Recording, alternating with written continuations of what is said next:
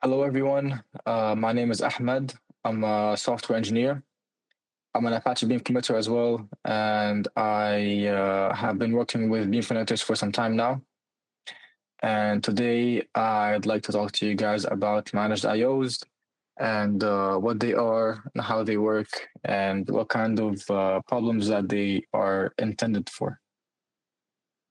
So here's our agenda. First, we'll look at what Beam pipelines look like today and what it means to upgrade a Beam SDK version to a newer version. We'll talk about how we can leverage managed IOs to upgrade specific transforms instead of the whole pipeline. And we'll dive a little bit into how this transform upgrading works. We'll talk about how the runner can come in and tweak the configuration a little bit to optimize it based on the runner's options. And we'll finally have a short Dataflow runner demo. So this is an example of a normal Beam pipeline. You have some connectors, you have some custom transforms.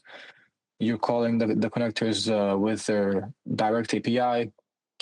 Your dependencies all have the same Beam version, and you end up with this pipeline that has one specific version throughout. Whether it's a custom transform or an IO, everything is the same. Now, let's say a new SDK version comes about and it has some exciting features, some bug fixes, performance improvements.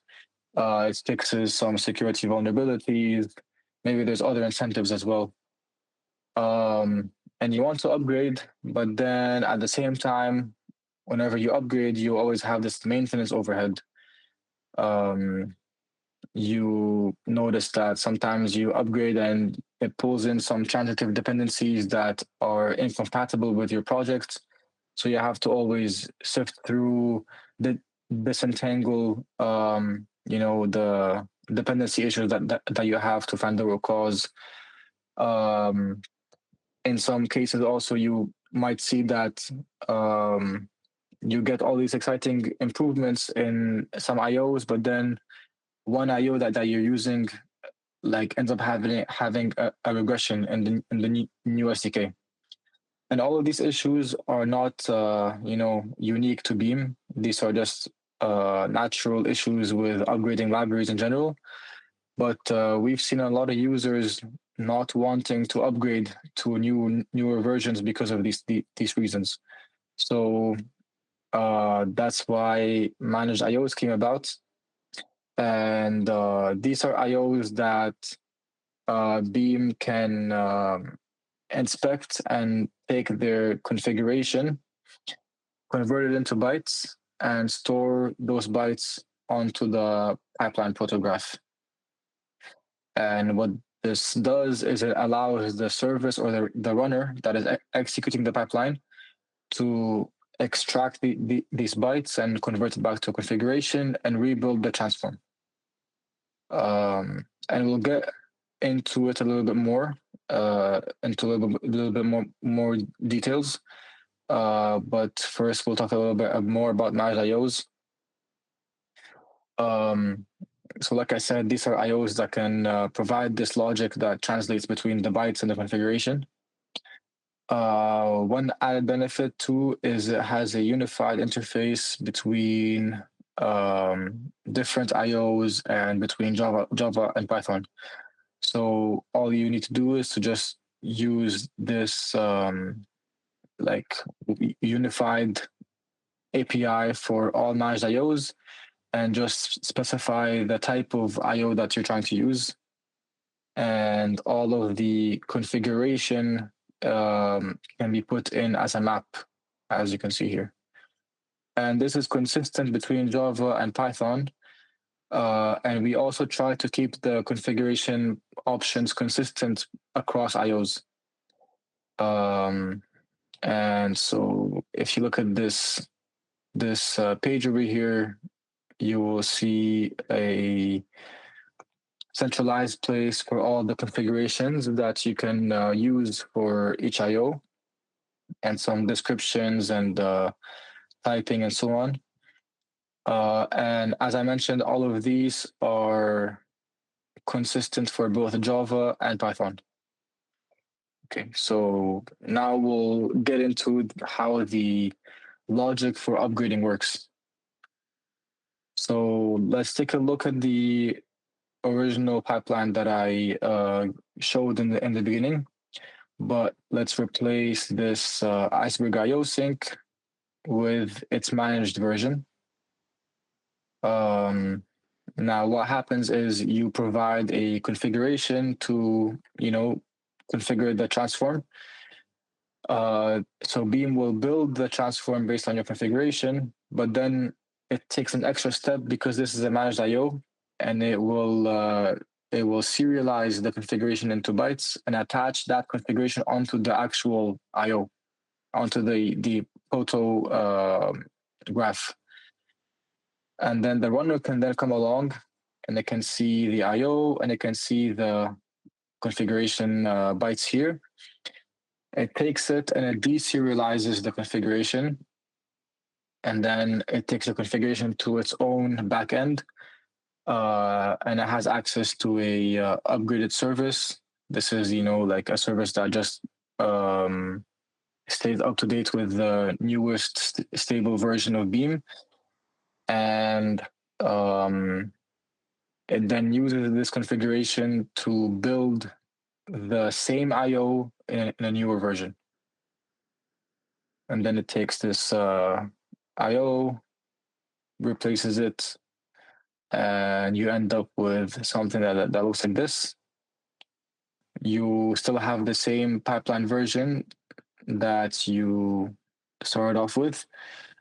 Your dependencies look the same. You did not need to upgrade anything, but the runner itself injected these newer IOs into your pipeline without you having to do anything on your end. And one thing that also changed is your API.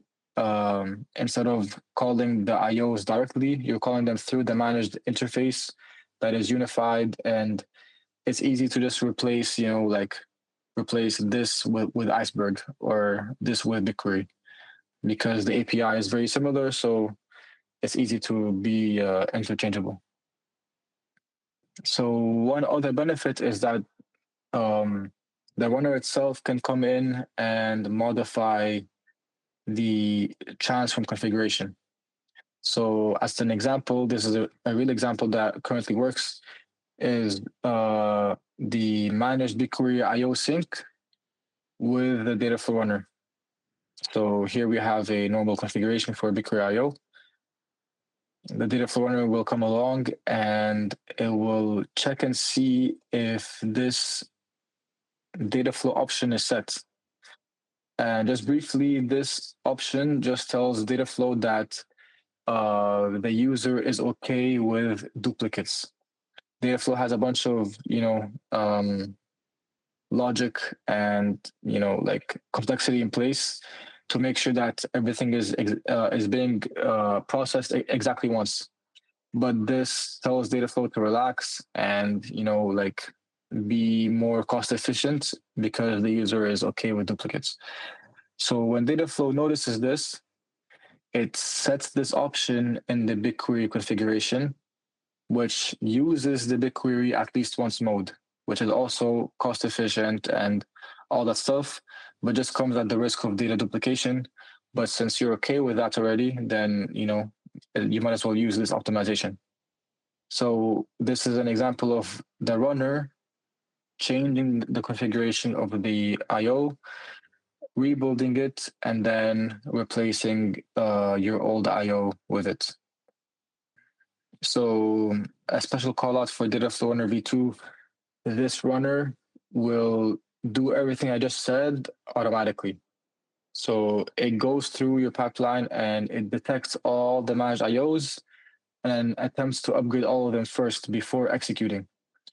And then the same thing happens when you're running a streaming pipeline. Let's say you have a pipeline that's been running for some months now, and it's been running long enough so that like 2 or 3 new Beam releases have come out. When you come back to your pipeline and hit update, the pipeline will first attempt to fetch the latest stable Beam version and rebuild your IOs and then inject them into your pipeline again. So you're updating, but you're also refreshing your IOs to use the newest version.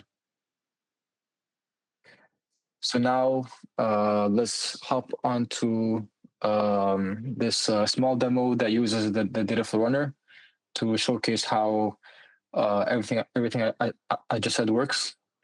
So let's get into it. Okay, so here we have a simple pipeline. It just calls the managed API to read from Iceberg, and it's telling it to read from this specific table. And with these catalog properties, this is a Hadoop table that is in a GCS warehouse. And I'm going to print the elements just to show you what is inside this table.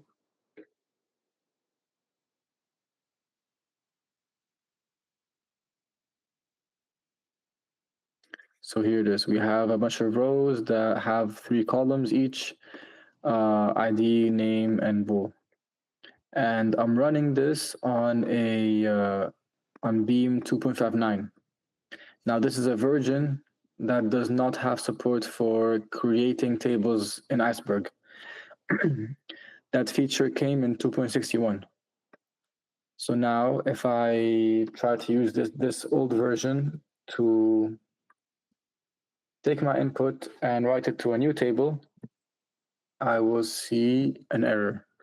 And this pipeline basically just capitalizes the name field, does a count and reformats into rows again, and then writes it to the new table. So this table does not exist yet, and we'll attempt to write to it, and we should expect an error because we don't have the support for creating tables in this old version. But then let's say I enable the Dataflow runner and send it there. We'll find that Dataflow will receive this pipeline graph, and it will identify that we have a managed IO, and it will upgrade that IO. And it will upgrade it to a newer version that does have this feature, creating tables. And hopefully the pipeline will work. So let's take a look at our pipeline.